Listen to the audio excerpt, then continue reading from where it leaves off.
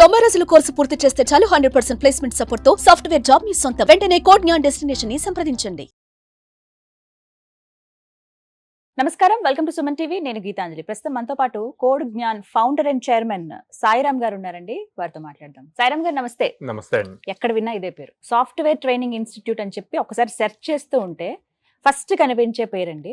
అందులో ఈ మధ్య కాలంలో బాగా ఫ్రెషర్స్ ఎవరైతే ఉంటారో వాళ్ళు సెర్చ్ చేస్తున్నారు, వాళ్ళ పేరెంట్స్ కి చూపిస్తున్నారు. నేను జాయిన్ అవ్వాలనుకుంటున్నాను, డీటెయిల్స్ కనుక్కుందాం రండి అని చెప్పి అడ్మిషన్ ప్రాసెస్ లో పాల్గొంటున్నారు. మేబీ మీకు ఎక్స్పీరియన్స్ అయ్యే ఉంటుంది. ఓవరాల్ గా ఒకసారి మాట్లాడదామండి. అసలు ఎలా, ఏంటి, ఎప్పుడు స్టార్ట్ అయింది, ఎవరి కోసం ప్రత్యేకంగా ఈ ఇన్స్టిట్యూట్?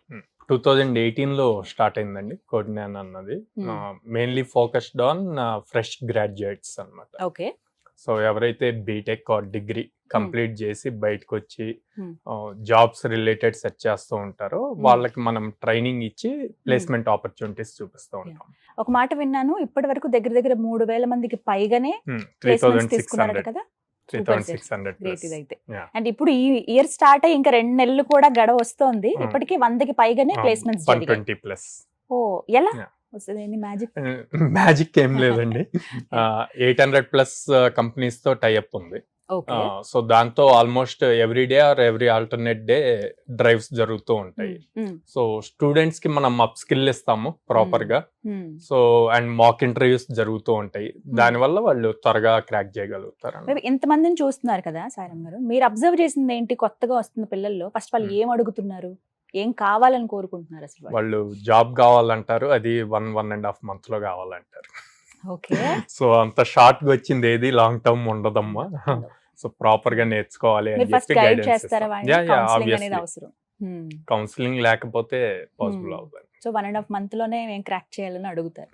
సో ఏమేం కోర్సులు నేర్పిస్తారు? ఫుల్ స్టాక్ కోర్సెస్ అని, Python full stack, Java full stack, React, and then data science, data analytics, 5 courses. ఈ 5 బాగా ఎక్కువగా నేర్చుకునేది పిల్లలు ఏవి, దేని మీద ఇంట్రెస్ట్ చూపిస్తారు? ఎక్కువ డేటా సైన్స్ అని వస్తారు. ఓకే. మేము ప్రాపర్ కౌన్సిలింగ్ ఇస్తాము. డేటా సైన్స్ సైడ్ మీరు వెళ్ళాలి అంటే గనక proper mathematics and probability statistics skill ఉండాలి అని చెప్పి, అది ఉంటేనే డేటా సైన్స్ లో వాళ్ళు గెట్ ఆన్ అవుతారు అనమాట. సో అక్కడి నుంచి మళ్ళీ ఫుల్ స్టాక్ కన్వర్ట్ అవుతారు. స్ట్రాంగ్ గా ఉన్న వాళ్ళు డేటా సైన్స్ కంటిన్యూ చేస్తారు.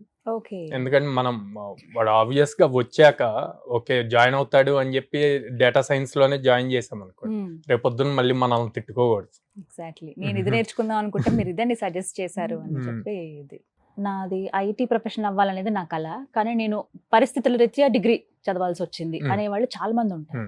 అలా డిగ్రీ చదివిన వాళ్ళకి కూడా ఆపర్చునిటీ ఉంటుందా అసలు? వాళ్ళు ఐటీ ఫీల్డ్ సెటిల్ అవ్వగలుగుతారు? అందరూ ఎలిజిబుల్ అండి. ఓకే.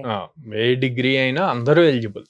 కాకపోతే చిన్న డిఫరెన్స్ ఏంటి అంటే, డిగ్రీలో కంప్యూటర్స్ రిలేటెడ్ బ్రాంచెస్ తీసుకున్న వాళ్ళకి వేరే బ్రాంచెస్ వాళ్ళకి ఆపర్చునిటీస్ డిఫరెన్స్ ఉంటాయి. ఓకే. ఇప్పుడు బీసీఏ, బిఎస్సి అన్నవి కంప్యూటర్స్ రిలేటెడ్ వస్తాయి. అండ్ ఇంజనీరింగ్ లో computer science, IT, ECE, triple వీళ్ళ వరకు ఈ 6 గ్రూప్స్ వరకు ఎక్కువ నెంబర్ ఆఫ్ ఆపర్చునిటీస్ ఉంటాయి. మిగిలిన వాళ్ళంతా నాన్ ఐటీ నుంచి ఇప్పుడు ఐటీకి షిఫ్ట్ అవుతారు. సో వీళ్ళకి నెంబర్ ఆఫ్ ఆపర్చునిటీస్ తక్కువ ఉంటాయి. వాళ్ళకి 100 ఆపర్చునిటీస్ ఉంటే వీళ్ళకి 50 to 60 ఆపర్చునిటీస్ ఉంటాయి. సో వాళ్ళని చూసి వాళ్ళకి త్వరగా వస్తున్నాయి, మాకు రావట్లేదు అని డిసప్పాయింట్ అయ్యే లోపు నేనేం సజెస్ట్ చేస్తా అంటే, ఆపర్చునిటీ వచ్చే లోపు మీరు అప్ స్కిల్ అవ్వండి, ఆపర్చునిటీ రాగానే గ్రాబ్ చేసుకోండి. ఇప్పుడు చూస్తున్నాం కదా సార్, ఎక్కువగా ఏఐ మీద అందరూ దృష్టి పెడుతున్నారు. సో మీకు అలా అప్రోచ్ అవుతున్నారా? స్టూడెంట్ ఇప్పుడు ప్రతి ఇంజనీరింగ్ కాలేజీలో computer science, data science, computer science, AML ఇట్లా బ్రాంచెస్ వచ్చేసినాయి. వాళ్ళందరూ అవే అడుగుతారండి. బట్ రియాలిటీ కూడా తెలియాలి మనకి. అందరికి డేటా సైన్స్ జాబ్స్ రావు. డేటా సైన్స్ లో 3 కేటగిరీస్ ఉంటాయి. డేటా అనలిటిక్స్ ఉంటది, డేటా ఇంజనీరింగ్ ఉంటది, డేటా సైన్స్ ఉంటది. ఫ్రెషర్ కి డేటా సైన్స్ జాబ్ వచ్చింది అంటే వాళ్ళు ఐఐటీస్ గానీ అట్లా చదివి ఉంటారు. డేటా ఇంజనీరింగ్ కొంతవరకు పాసిబుల్, డేటా అనలిటిక్స్ అయితే అందరికి పాసిబుల్ అవుతుంది.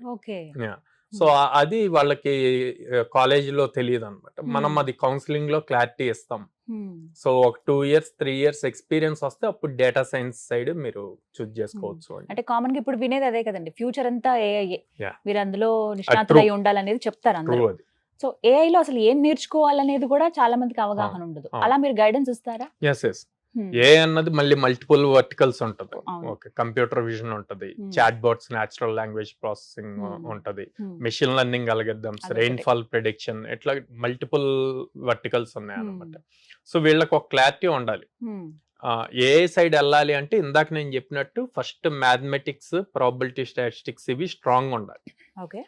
వాళ్ళు ఎందులో స్ట్రాంగ్ ఉన్నారు, దాన్ని బేస్ చేసుకొని ఏది సెట్ అవుతుంది అన్నది చూస్ చేసుకోవాలి. అట్లా కాకుండా ఓన్లీ ఏ నేర్చుకుంటాను అంటే మళ్ళీ కాలేజీలో లాగా థియరీయో సమ్ బేసిక్స్ నేర్చుకొని అక్కడే ఆగిపోవాల్సి వస్తుంది. ఓకే. ఎలా అంటే డైరెక్ట్ కాల్ చేసి మిమ్మల్ని సంప్రదించడం అంతేనా, లేకపోతే యా, డైరెక్ట్ నేనేం చెప్తాను అంటే ఓకే, కాల్ చేస్తారు, మా ఇక్కడ స్క్రీన్ మీద డిస్ప్లే నెంబర్ చూసుకొని కాల్ చేస్తారు. అది కాకుండా ఇప్పుడు మేము 3 cities లో ఉన్నాం, విజయవాడ, హైదరాబాద్ అండ్ బెంగళూరు. డైరెక్ట్ గా సెంటర్స్ కి విజిట్ చేసి కౌన్సిలర్స్ తో మాట్లాడి మీకున్న డౌట్స్ అన్ని క్లారిఫై చేసుకొని అప్పుడు జాయిన్ అవ్వమంటాను. ఓకే. అడ్మిషన్ ప్రాసెస్ ఎలా ఉంటుందండి? సో ఎవరైనా లైక్ ఉంటాయా? టెస్ట్ ఏమి ఉండదండి. ఎందుకు ఉండదో కూడా చెప్తాను. మా టీం టెస్ట్ పెట్టమంటారు, నేను దానికి అగెనిస్ట్. బీటెక్ లో ఆల్రెడీ వాడు ఎంజాయ్ చేసాడు 4 years లైఫ్. ఓకే, ఏదో కొంత రియలైజ్ అయ్యి నేను ఇప్పుడు ప్రాపర్ నేర్చుకోవాలి, జాబ్ తెచ్చుకోవాలి అని అంటారు. వాడు వచ్చినప్పుడు మళ్ళీ మనం టెస్ట్ పెట్టాం అనుకోండి, ఆ టెస్ట్ రాసి అటు నుంచి అట్టే వెళ్ళిపోతాడు. నా పాయింట్ ఏంటంటే బీటెక్ లో వాళ్ళు చదివిన దానికి ఇండస్ట్రీకి కావాల్సిన దానికి చాలా డిఫరెన్స్ ఉందండి.